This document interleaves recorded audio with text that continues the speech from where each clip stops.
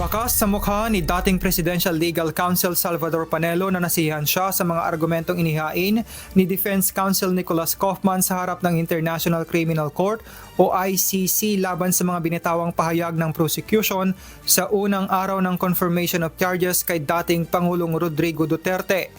Ayon kay Panelo, kitang-kitang pinag-aralang maigi ni Kaufman ang bawat dokumento at mga talumpating iprinisinta ng prosecution at hinimay niya ito sa korte. Attorney Kaufman did not disappoint me. He made a thorough research on the case. He read the documents, the particular documents that the prosecution used against the president. Anya, binigyang diin ni Kaufman kung paanong pinili lamang ng prosecution ang mga sensational na salitang ginamit ng dating Pangulo sa kanyang mga talumpati at hindi ang kabuuan ng mga ito. And he pointed out the fact that the prosecution has been lifting only salacious, to use his word, part of the speech. When in fact, if you read the entire speech, it exonerates the president. Ayon pa kay Panelo, ang pinanghawakang dokumento ng prosecution na umunoy nagsasabing may murderous intent ang dating Pangulo sa kanyang war on drugs ay siya ring dokumentong nagsasabing ang utos ng Pangulo ay gawin ang pag-aresto ng ayon sa batas. There is an important prosecution theory or evidence, according to it, that would show that there is murderous intent and there is a plan to kill. And that was the document, circular of the PNP, which it highlighted on the word neutralize. And yet the very document says that you should effect the arrest following the laws as well as the rules on engagement.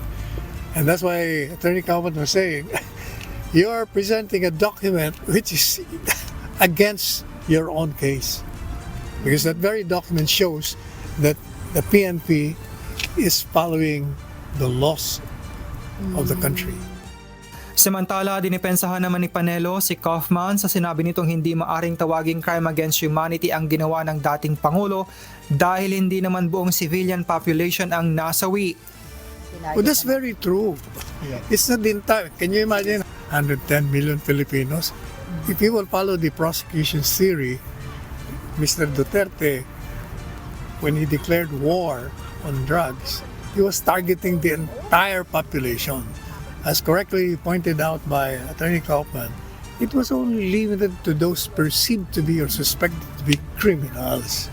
Binigyang diin ni Panelo na bagamat may mga nasawing sibilyan, marami ring namatay na miyembro ng pulisya na tila hindi nabibigyang pansin ng ilan. How will you explain that there are more than 100 policemen killed during police drug operation? More than 100 also, and the record will show that, have been seriously injured. If it is true that these people were killed senselessly, defenseless, how would you explain that? So, paano napatay itong mga pulis na ito? Paano ito nasugatan?